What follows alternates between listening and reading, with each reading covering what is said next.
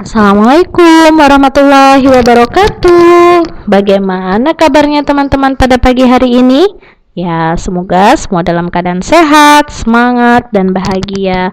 Oke, kali ini di pertemuan tema 3, pertemuan kedua, Ustazah akan menjelaskan tentang bagian pada tumbuhan.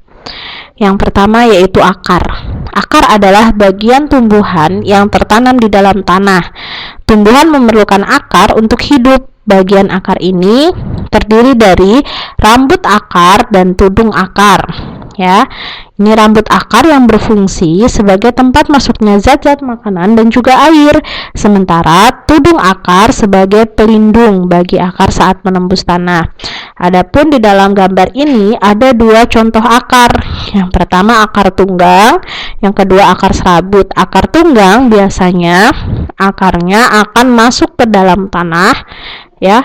Dia akan mencengkram tanah itu dengan kuat dan biasanya terjadi pada pohon-pohon yang besar. Sedangkan kalau akar serabut, sebagian akar masuk ke dalam tanah dan sebagian lagi juga tampak pada permukaan tanah. Contohnya seperti akar pada rumput, akar pada jagung, akar pada padi yang mudah untuk tercabut karena memiliki akar serabut.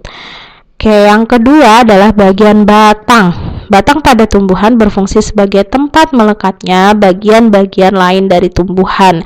Bagian lainnya seperti bunga, daun, dan buah. Adapun fungsi lain dari batang yaitu sebagai penopang, menjaga agar tumbuhan tetap tegak dan menjadikan daun sedekat mungkin dengan sumber cahaya. Nah, adapun kerja dari batang itu bekerja sama dengan daun. Ketika batang mencari pusat cahaya, maka di sini peran daun untuk melakukan proses fotosintesis.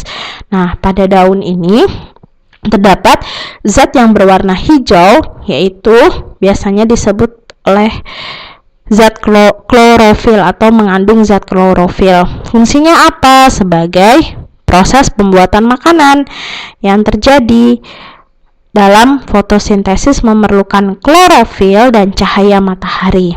Yang kedua, proses daun itu untuk pernapasan, yaitu di permukaan daun terdapat stomata yang berfungsi sebagai tempat terjadinya pertukaran gas. Fungsi yang ketiga pada daun, penguapan, yaitu sebagian air yang tidak digunakan dibuang melalui mulut daun dalam bentuk uap air.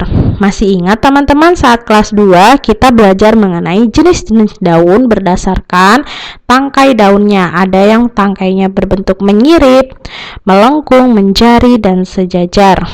Berikutnya bagiannya adalah bunga. Bunga pada tumbuhan itu berfungsi sebagai alat reproduksi.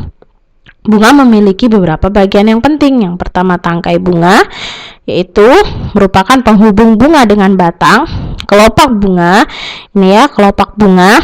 Di sini kelopak bunga, bagian yang berfungsi sebagai penutup atau pelindung bagian lain dari bunga.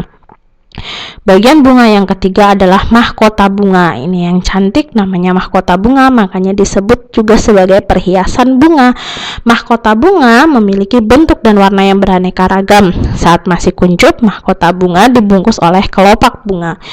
Lalu ini ada benang sari dan kepala putik. Benang sari pada bunga berfungsi sebagai alat kelamin jantan bunga, apabila putik berfungsi sebagai alat kelamin betina pada bunga. Nah, mungkin itu yang bisa Ustazah sampaikan pada video kali ini. Semoga teman-teman bisa memahaminya ya.